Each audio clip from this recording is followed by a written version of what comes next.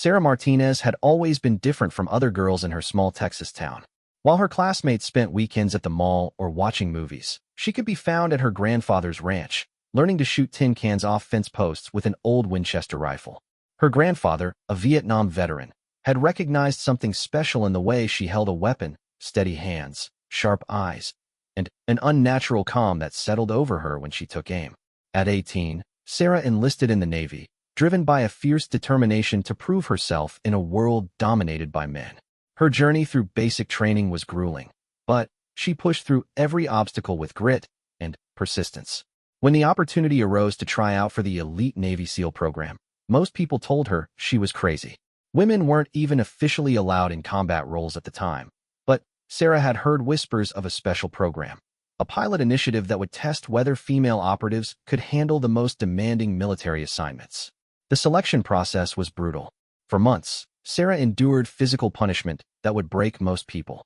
She crawled through mud under barbed wire, carried heavy equipment for miles in scorching heat, and pushed her body beyond what she thought was possible. Many of her male counterparts dropped out, but Sarah refused to quit. Her instructors began to notice something remarkable about the young woman from Texas. She had an extraordinary gift for precision shooting. During advanced marksmanship training, Sarah consistently outperformed her peers. While others struggled to hit targets at 800 yards, she was making impossible shots at over 1,200 yards with mechanical precision. Her breathing control was perfect, her calculations lightning fast, and her ability to read wind patterns seemed almost supernatural. The other trainees began to respect her skills, but Sarah knew the real test would come when she faced combat situations.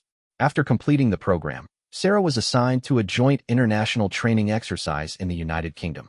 This was where elite snipers from around the world would gather to share techniques and compete in various challenges. Sarah was excited about the opportunity to learn from some of the best marksmen on the planet, but she had no idea that this trip would change her life forever. The British Special Air Service had sent their top sniper, Captain James Whitmore, to lead the training sessions. Whitmore was a legend in military circles, a man who had over 150 confirmed kills and had served in conflicts across the Middle East and Africa. He was known not only for his exceptional shooting abilities, but also for his arrogant personality and his belief that women had no place in combat operations. When Sarah arrived at the training facility outside London, she could feel the eyes of dozens of male snipers watching her every move. She had grown used to being the only woman in these situations, but something felt different here. The atmosphere was charged with skepticism and barely concealed hostility. She kept her head high and focused on why she was there: to learn and to prove that she belonged among the world's elite marksmen. The first few days of training went smoothly. Sarah participated in classroom sessions about ballistics, weather conditions, and target identification. She took careful notes and asked thoughtful questions, earning nods of approval from most instructors. But she noticed that Captain Whitmore seemed to go out of his way to ignore her presence, as if acknowledging her would somehow diminish his own standing. On the third day, the group moved to the shooting range for practical exercises. This was Sarah's element, where all the theory would be put to the test. The targets were set at various distances, from 500 to 1,500 yards, with different challenges designed to test accuracy, speed, and adaptability. Sarah watched as each sniper took their turn, noting their techniques and learning from their approaches. When her turn came, Sarah approached the firing line with quiet confidence. She had prepared for this moment her entire military career. The target was set at 1,000 yards, a standard distance for military snipers, but still challenging enough to separate the skilled from the exceptional. She settled into position, checked her equipment, and began her breathing routine. The shot rang out across the range, and spotters immediately confirmed a perfect center hit. Murmurs of approval rippled through the group of observers. Sarah felt a surge of satisfaction, but maintained her composure. This was just the beginning, and she knew she needed to be consistent to earn real respect. As the exercises continued, Sarah's performance was flawless. She hit target after target with mechanical precision, adapting quickly to changing wind conditions and different shooting positions. Some of the other snipers began approaching her during breaks, asking about her techniques and sharing their own experiences. For the first time since arriving in England, Sarah felt like she was being accepted as an equal. But Captain Whitmore's attitude toward her only seemed to grow more hostile. During one exercise, As Sarah was preparing for a particularly challenging long-distance shot, she heard his voice cutting through the air behind her. His words were loud enough for everyone to hear, and they carried a tone of dismissive contempt that made her blood run cold. The moment that would define everything was about to unfold, and Sarah had no idea that her entire future would hinge on how she responded to what came next. Well, Captain Whitmore's voice boomed across the shooting range, dripping with sarcasm. Look what the Americans have sent us, a little girl playing soldier. The conversations around the range died instantly, and Sarah felt every pair of eyes turn toward her. Her hands remained steady on her rifle, but her heart began to pound in her chest. Whitmore continued his verbal assault, walking closer to where Sarah lay in the prone position. I've been watching you, love, and I have to say, you've had some lucky shots.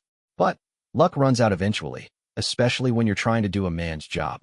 Several of the other snipers shifted uncomfortably, clearly sensing that this had crossed a line, but none of them spoke up. Sarah remained focused on her target, trying to block out the distraction. She had dealt with harassment before, but never so publicly and never from someone of Whitmore's reputation. She controlled her breathing and prepared to take her shot, but Whitmore wasn't finished. You know what I think, he said, his voice getting louder. I think your instructors back in America were just being polite. Probably didn't want to hurt your feelings by telling you the truth. That sniping is a man's profession, and women simply don't have what it takes when the pressure is real. The target before Sarah was set at 1,400 yards, with a crosswind that required precise calculations.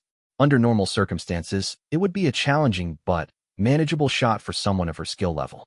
But with Whitmore's voice echoing in her ears and dozens of eyes watching her every move, the pressure was unlike anything she had experienced. She squeezed the trigger and immediately knew something was wrong. The shot went wide, missing the target entirely. A collective murmur went up from the observers, and Sarah felt her face flush with embarrassment and anger. It was the first shot she had missed since arriving at the facility. Whitmore's laughter cut through the air like a knife. There we go. That's what happens when real pressure is applied. You can hit targets all day long when nobody's watching, but when it matters, when lives are on the line, you fold like a cheap tent. Sarah's hands were shaking slightly as she prepared for her second attempt. This was exactly what Whitmore wanted, to get under her skin and make her doubt herself. She closed her eyes for a moment, trying to center herself the way her grandfather had taught her years ago. She thought about all the obstacles she had overcome, all the people who had told her she couldn't make it this far. The second shot was better but still off-center. Not a miss, but far from the precision she was known for. Whitmore's commentary continued relentlessly. Oh, that's precious. She's trying so hard, bless her heart. But trying isn't good enough when you're covering your team's advance into enemy territory. Trying doesn't bring soldiers home to their families. By now, some of the other instructors were looking uncomfortable with Whitmore's behavior, but military hierarchy prevented them from intervening. Sarah was on her own, facing down not just a difficult shot, but a systematic attempt to destroy her confidence and reputation. The third shot hit closer to center, but Whitmore was quick to diminish even that small success. Finally, got one near the bullseye. Only took 3 tries. I'm sure the enemy will be patient enough to let you figure it out. His words were followed by a few uncomfortable chuckles from some of the observers. As Sarah moved to the next shooting position, Whitmore's verbal assault intensified. He began questioning not just her shooting ability but her entire right to be there. You know what really bothers me? He said, addressing the group as much as Sarah. It's the waste of resources. All the time and money spent training someone who will never see real combat, never make the hard decisions that matter. The exercises continued throughout the day, and Whitmore seemed to take particular pleasure in creating distractions whenever Sarah was shooting. He would make loud comments, question her technique, and generally do everything possible to undermine her performance. What made it worse was that his harassment was having an effect. Sarah's normally perfect accuracy was suffering under the constant psychological pressure. During the lunch break, Sarah sat alone, picking at her food while processing what was happening. A few of the other snipers approached her table, offering quiet words of encouragement and apologies for their colleagues' behavior. But their support, while appreciated, didn't ease the humiliation she was feeling. Don't let him get to you, said Klaus, a German sniper who had been particularly respectful since her arrival. He's trying to prove something, but it says more about him than it does about you. Sarah nodded gratefully, but inside she was burning with a mixture of anger and determination. The afternoon session was even worse. Whitmore had apparently decided to make Sarah's humiliation the day's entertainment. He began inviting other snipers to comment on her technique, turning what should have been professional training into a public mockery. "Notice how she holds her breath too long," he would say. "Classic mistake. Shows she's overthinking instead of relying on instinct." Every shot Sarah took was dissected and criticized, often unfairly. When she made good shots, Whitmore dismissed them as luck. When she struggled, he used it as evidence that women didn't belong in combat roles. The psychological warfare was relentless and expertly designed to break her spirit. As the day wore on, Sarah's performance continued to suffer. Shots that should have been routine were missing their marks. Her confidence was shaken, and doubt was creeping into her mind. Perhaps Whitmore was right. Perhaps she was only where she was because instructors had been going easy on her. Perhaps she really didn't belong among these elite warriors. The final exercise of the day was a team challenge where snipers would work in pairs to engage multiple targets at varying distances. Sarah was paired with a young British soldier who seemed apologetic about the day's events, but too junior to stand up to his superior officer. As they prepared for the exercise, Whitmore made his final, most devastating comment. "I'll tell you what," he announced to the entire group. "If our American friend here can actually hit her assigned targets in this exercise, I'll personally write a letter to her commanding officer recommending her for advanced sniper training. But when she fails, and she will fail, I want everyone here to witness it, so we can put this ridiculous experiment to rest once and for all." The challenge was set. Sarah's reputation, her career, and possibly the future of women in combat roles hung in the balance. As she took her position for what felt like the most important shots of her life, she had no idea that this humiliating day would ultimately become the catalyst for an extraordinary transformation. The targets appeared, and Sarah's partner called out ranges and wind conditions. Her first shot missed completely, and she heard Whitmore's triumphant laugh echoing across the range. Everything she had worked for seemed to be crumbling before her eyes. That night, Sarah lay in her small quarters at the training facility, staring at the ceiling and replaying the day's humiliation over and over in her mind. Sleep seemed impossible. Every harsh word from Captain Whitmore echoed in her thoughts, and every missed shot felt like a nail in the coffin of her military career. She had come to England with such high hopes, eager to learn from the world's best snipers, and now she felt like a fraud who had been exposed. Around midnight, she gave up trying to sleep and walked outside to the small courtyard behind the barracks. The night air was cold against her skin, but it felt cleansing somehow. As she sat on a bench looking up at the stars, she heard footsteps approaching. She turned to see Klaus, the German sniper who had offered her encouragement earlier. "Couldn't sleep either?" he asked, settling down beside her. Sarah shook her head, not trusting herself to speak without her voice breaking. Klaus was quiet for a moment, then began to share his own story. "When I first started sniper training, my instructor was convinced I would never make it. I was too emotional," he said, "too quick to anger. He spent months trying to break me down, much like what happened to you today." Sarah looked at him with surprise. Klaus was known as one of the most precise and calm snipers in the German military. It was hard to imagine him struggling with emotional control. "What changed?" she asked quietly. "I realized that my instructor wasn't trying to destroy me," Klaus explained. "He was trying to forge me into something stronger. But, more importantly, I learned that the only person whose opinion of me really mattered was my own." Whitmore's words today, they tell us about his character, not yours. They talked for another hour, with Klaus sharing techniques he had learned for mental preparation and stress management. He told her about visualization exercises, breathing techniques, and ways to turn pressure into focus rather than distraction. As the conversation wound down, he offered her one final piece of advice that would prove prophetic. "Tomorrow is a new day," he said. "And sometimes, the greatest victories come after the worst defeats. Don't let today define you. Use it to fuel you." Sarah returned to her room with a different mindset. Instead of dwelling on her failures, she began to analyze what had gone wrong and how she could prevent it from happening again. She spent the rest of the night reviewing everything she knew about advanced shooting techniques, mental preparation, and combat psychology. By dawn, she had formulated a plan. The next morning, Sarah arrived at the training facility before anyone else. She requested permission to use the range for personal practice, and the range officer, perhaps feeling sympathetic about the previous day's events, agreed. For 2 hours before the official training began, Sarah worked on her fundamentals, slowly rebuilding her confidence one shot at a time. When the other snipers arrived for the day's training, they found Sarah already warmed up and ready. There was something different about her demeanor, a quiet intensity that hadn't been there before. Captain Whitmore noticed it too, and his smirk suggested he was preparing for another day of psychological warfare. The morning's exercises focused on urban combat scenarios, with targets positioned at various distances throughout a mock city environment. Snipers would work individually, engaging targets while navigating through different buildings and shooting positions. It was a complex challenge that required not just shooting accuracy, but tactical thinking and adaptability. As the exercise began, Whitmore resumed his commentary, but Sarah barely heard him. She had entered a state of focused concentration that blocked out everything except the targets and the mission. Her first shot was a perfect center hit at 600 yards. Her second dropped a target at 900 yards that most others had struggled with. By her third shot, the mockery from Whitmore had stopped, replaced by a puzzled silence. Shot after shot, Sarah moved through the course with mechanical precision.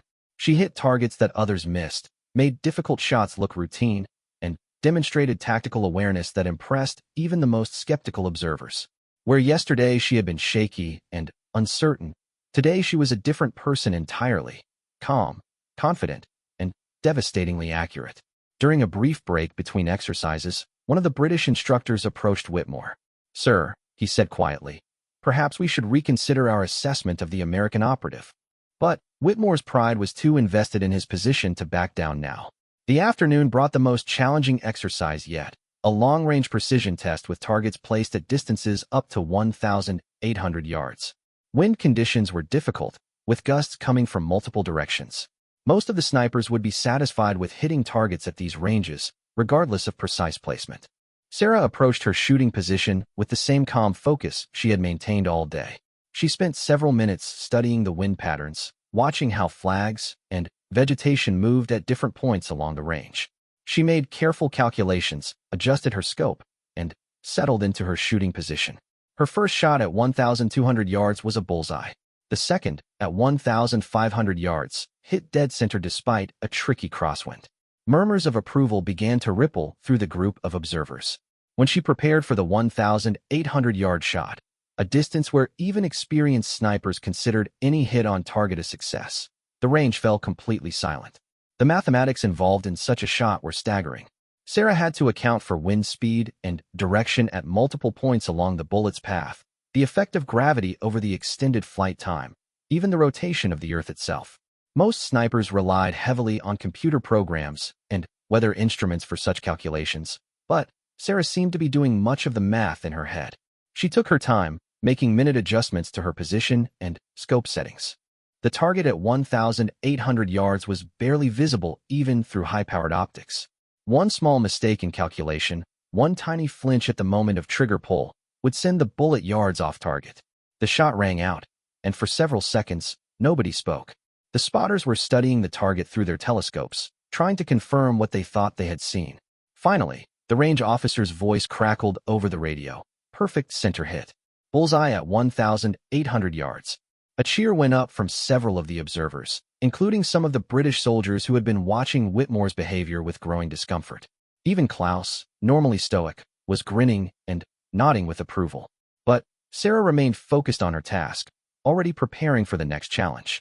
Captain Whitmore's face had gone through several different expressions during Sarah's performance, from smug anticipation to confusion to something approaching concern.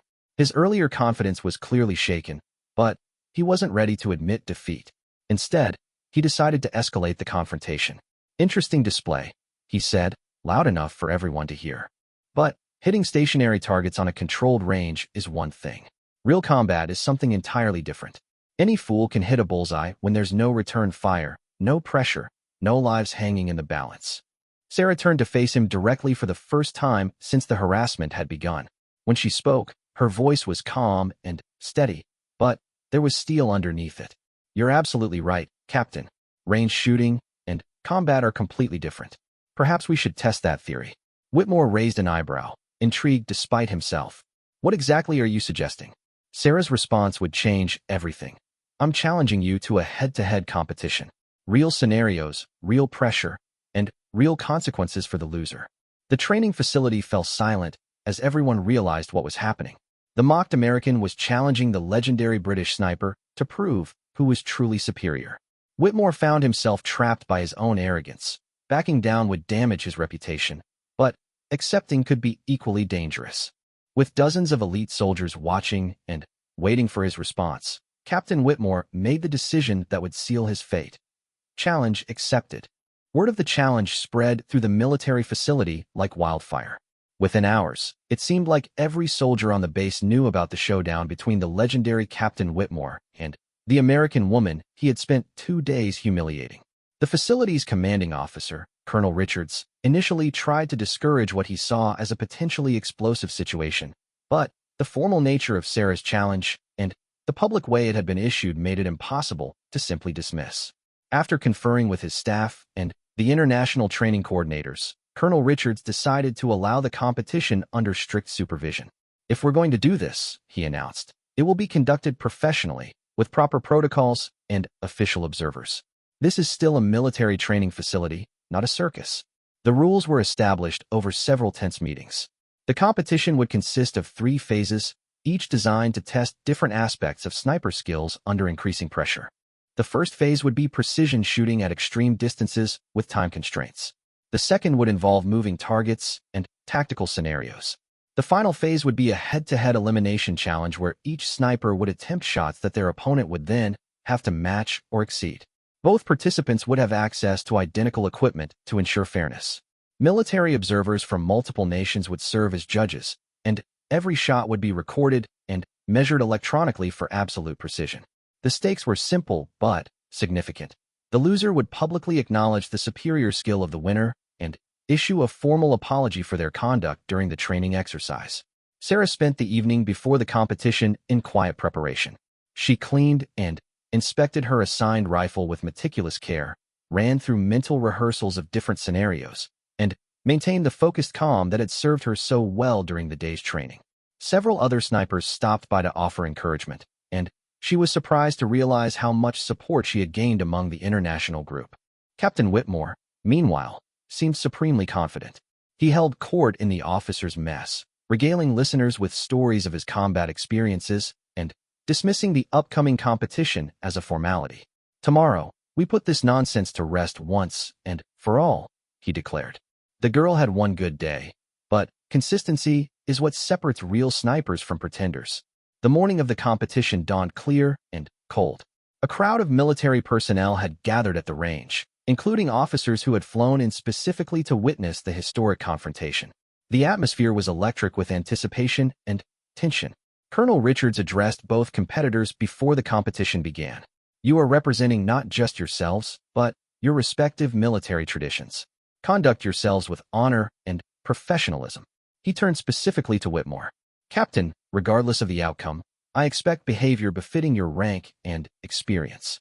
The first phase began with targets set at 1,200, 1,500, and 2,000 yards. Each competitor would have 1 shot at each distance, with scoring based on accuracy and time. Whitmore elected to shoot first, and his performance was everything his reputation promised. He hit the 1,200-yard target with precision, nailed the 1,500-yard shot despite tricky wind conditions, and made an impressive hit at 2,000 yards that drew applause from the observers. Sarah approached her shooting position with the same calm focus she had shown throughout the training program. She had learned to block out external pressure and concentrate solely on the technical aspects of each shot. Her performance matched Whitmore's precision, with 3 excellent hits that earned grudging nods of respect even from his supporters. The first phase ended in what officials declared a virtual tie, with both competitors demonstrating exceptional skill. But Sarah noticed something in Whitmore's demeanor, a slight tightness around his eyes that suggested the competition might not be going as easily as he had expected. The second phase introduced moving targets and tactical scenarios designed to simulate combat conditions. Snipers would engage multiple targets while dealing with simulated enemy fire, civilian obstacles, and time pressure. This was where Whitmore's extensive combat experience was expected to give him a decisive advantage. The scenario involved protecting a convoy moving through hostile territory. Both snipers would work from concealed positions, engaging enemy targets while avoiding civilians and coordinating with ground forces. Radio chatter, simulated explosions, and Other distractions would test their ability to maintain focus under realistic combat conditions.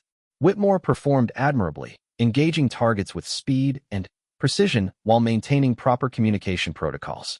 His years of real combat experience showed in his smooth movements and tactical awareness. When he completed the exercise, spectators exchanged knowing looks. This was the Captain Whitmore they had heard so much about. Sarah's turn came next, and she faced the same chaotic scenario. Radio voices crackled in her earpiece, simulated explosions echoed around the range, and targets appeared and disappeared with unpredictable timing. But something remarkable happened as the exercise progressed. Instead of being overwhelmed by the chaos, Sarah seemed to thrive in it. Her shots came with mechanical precision, but there was something more. Her tactical decisions were flawless, her communication clear and efficient, and her ability to prioritize targets showed an intuitive understanding of combat dynamics that surprised even the most experienced observers. When she completed the exercise, her performance metrics showed marginally better results than Whitmore's. For the first time since the challenge began, doubt crept into Whitmore's expression. The crowd of spectators began murmuring among themselves, and several officers were taking notes as if witnessing something historically significant. The final phase would determine the winner, a head-to-head elimination challenge where each sniper would attempt increasingly difficult shots. If one missed a shot that the other made, they would lose immediately. The pressure was designed to be overwhelming, testing not just skill but mental fortitude under extreme stress. They began with targets at 1,000 yards, routine shots for snipers of their caliber. Both hit easily. The distance increased to 1,300 yards, then 1,600 yards. Still, both competitors hit their marks. At 1,900 yards, Whitmore's shot was slightly off-center but still counted as a hit. Sarah's shot was dead center. The crowd was completely silent now, sensing they were witnessing something extraordinary. At 2,200 yards, they were approaching the limits of what even the best snipers could achieve with conventional equipment. Wind conditions had become more challenging, and the afternoon sun created heat mirages that made target acquisition difficult. Whitmore's shot at 2,200 yards clipped the edge of the target, technically a hit, but barely. Sarah studied the conditions for several long minutes, making careful calculations. When she fired, the shot was another perfect bullseye that drew gasps from the observers. The final distance was set at 2,400 yards, an almost impossible shot under the current conditions. At this range, the bullet would be in flight for several seconds, affected by multiple wind conditions, gravity, and atmospheric pressure. Even measuring the exact point of impact would be challenging. Whitmore approached his shooting position with visible tension. The confident swagger was gone, replaced by the focused intensity of a man who knew his reputation hung in the balance. He spent several minutes preparing, checking, and rechecking his calculations. When he fired, spotters had to use high-powered telescopes to determine the result. The shot was off target, not by much, but clearly a miss at this extreme range. A collective intake of breath went up from the crowd as they realized what this meant. Sarah now had the opportunity to win the competition with a single shot that most experts would consider impossible. As Sarah prepared for what could be the defining moment of her military career, Captain Whitmore stood behind the firing line, watching the woman he had spent days belittling prepare to demonstrate skills that might exceed his own. The irony was not lost on anyone present. In trying to humiliate her, he had created the circumstances for his own potential downfall. Sarah settled into her shooting position, studying the target that was barely visible even through her high-powered scope.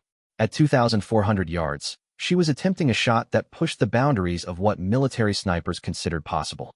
Everything she had learned, everything she had endured, had led to this moment.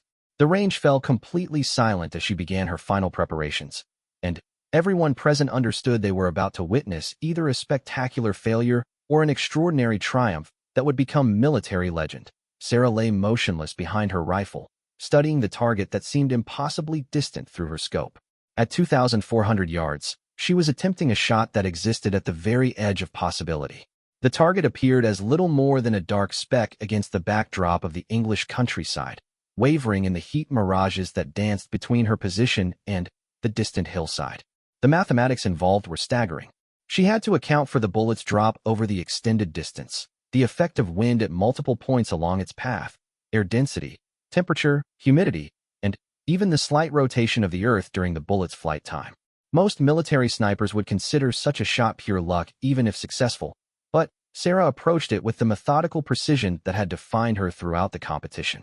She spent nearly 10 minutes in preparation, using every technique she had learned from her grandfather, her military training, and the international snipers who had shared their knowledge during the exchange program.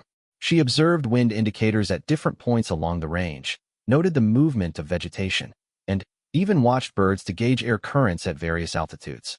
The crowd of observers maintained perfect silence, understanding they were witnessing something that might never be repeated. Military officers from multiple nations stood transfixed, many of them career snipers themselves who fully appreciated the difficulty of what Sarah was attempting. Even those who had initially supported Whitmore found themselves hoping she would succeed, recognizing that they were potentially observing a moment of military history. Captain Whitmore watched from behind the firing line, his earlier arrogance replaced by a complex mixture of emotions. Part of him still hoped Sarah would fail, validating his beliefs about women in combat. But another part, the professional soldier who recognized exceptional skill when he saw it, found himself oddly proud to have played a role in pushing her to achieve something extraordinary. Sarah's breathing slowed to the deep, rhythmic pattern she had perfected over years of training. Her heart rate dropped as she entered the almost meditative state that elite snipers called the zone, a place where conscious thought gave way to pure instinct and training. The external world faded away until nothing existed except her, the rifle, and the distant target. She made final micro-adjustments to her scope, calculations so precise that they involved fractions of degrees that most people couldn't even measure. The crosshairs settled on what she calculated to be the exact point where the bullet would need to pass, accounting for all the variables that would affect its flight over the next several seconds. Her finger found the trigger and applied pressure with the same deliberate control she had demonstrated throughout her military career. The trigger broke cleanly, and the rifle recoiled against her shoulder with a familiar push. The shot echoed across the range, and then everything fell silent except for the sound of wind moving through the grass. At this distance, there was no immediate way to know if the shot had hit. Spotters scrambled to their high-powered telescopes, trying to determine the result. Electronic sensors at the target would provide precise measurements, but it would take several moments for the data to be processed and confirmed. The seconds stretched into what felt like minutes. Sarah remained in position, her eyes still on the scope, though she knew the shot was already complete. Years of training had taught her that the follow-through was as important as the shot itself, maintaining position and observing the target area for confirmation. Finally, the range officer's voice crackled over the radio system, and his words would be remembered by everyone present for the rest of their lives. Perfect center hit. Bullseye at 2,400 yards. The reaction was immediate and overwhelming. Cheers erupted from the crowd of observers, with military personnel from multiple nations celebrating what they recognized as an extraordinary achievement. Several officers who had remained professionally neutral throughout the competition openly applauded, and even some of Whitmore's British colleagues were shaking their heads in amazement. Sarah slowly rose from her shooting position, her face reflecting a mixture of relief, satisfaction, and quiet pride. She had not just won the competition.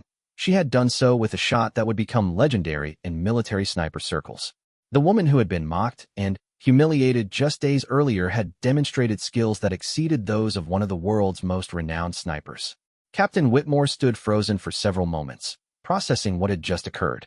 His worldview, built on years of combat experience and personal prejudices, had been shattered by a performance that left no room for alternative explanations. Sarah Martinez was not just a competent sniper. She was exceptional in ways that transcended gender, nationality, or any other category he had used to diminish her. Colonel Richards stepped forward to make the official announcement, but it was hardly necessary. The results spoke for themselves, and everyone present understood the significance of what they had witnessed. The competition is concluded, he announced. Congratulations to both participants for a demonstration of exceptional professional skill. The formal requirements of the challenge still needed to be fulfilled. According to the agreed-upon terms, Whitmore was required to publicly acknowledge Sarah's superior performance and apologize for his conduct during the training exercise. As the crowd watched expectantly, he approached Sarah with steps that seemed to carry the weight of his entire military career. When he spoke, his voice was quiet but clear enough for everyone to hear. "Miss Martinez," he began, using her proper title for the first time since they had met. I owe you an apology that goes far beyond what our wager requires. My behavior has been unprofessional and unworthy of my rank. You have demonstrated skills today that I have rarely seen in my career, and you did so with grace under pressure that puts my own conduct to shame." He paused, clearly struggling with words that went against everything he had believed. "I was wrong about women in combat, wrong about your abilities, and wrong to treat a fellow professional with such disrespect. You have not just won this competition. You have earned my genuine respect and admiration." Sarah accepted his apology with the same quiet dignity she had shown throughout the ordeal. "Thank you, Captain. I hope this experience has been educational for both of us." Her response was gracious but firm, making it clear that while she accepted his apology, she would not forget the lessons learned. The aftermath of the competition sent ripples throughout the international military community. News of Sarah's extraordinary performance spread rapidly, reaching senior commanders and policymakers who were already debating the role of women in combat operations. Her achievement became a powerful argument for expanding opportunities for female service members in previously restricted roles. Within months, Sarah found herself at the center of military reform discussions, consulting with generals and politicians about integration policies and training standards. Her story became a case study in military academies, and her techniques were incorporated into advanced sniper training programs around the world. Captain Whitmore, to his credit, became one of the most vocal advocates for women in combat roles. His public transformation from skeptic to supporter carried significant weight within military circles, and his testimony before parliamentary committees helped accelerate policy changes that might otherwise have taken years to implement. The relationship between Sarah and Whitmore evolved from antagonism to professional respect and, eventually, to something approaching friendship. He became a mentor figure, sharing combat experiences and tactical knowledge that proved invaluable as Sarah advanced in her military career. Their story became a powerful example of how conflict could lead to understanding and growth. Years later, when Sarah had become one of the most decorated snipers in military history, with multiple tours of duty and numerous commendations for extraordinary service under combat conditions, she would often reflect on those difficult days in England. The humiliation and mockery that had nearly broken her spirit had ultimately forged her into something stronger than she had ever imagined possible. The young woman from Texas who had learned to shoot tin cans on her grandfather's ranch had become a symbol of courage, determination, and excellence that transcended military service. Her story inspired countless other women to pursue careers in previously restricted fields, and her name became synonymous with the principle that true worth is measured by character and capability rather than gender or background. The shot that won the competition, a perfect bullseye at 2,400 yards under extreme pressure, entered military legend as one of the greatest marksmanship achievements in recorded history. But, for Sarah, the real victory was not measured in distance or precision. It was measured in the knowledge that she had faced her greatest challenge with dignity and determination, proving to herself and the world that there are no limits to what can be achieved when talent meets opportunity and courage refuses to yield to prejudice. The mockery had been intended to break her, but, instead, it had revealed the true depth of her extraordinary abilities. In trying to humiliate Sarah Martinez, Captain Whitmore had unwittingly created the circumstances for her greatest triumph, and, in doing so, had helped change military history forever.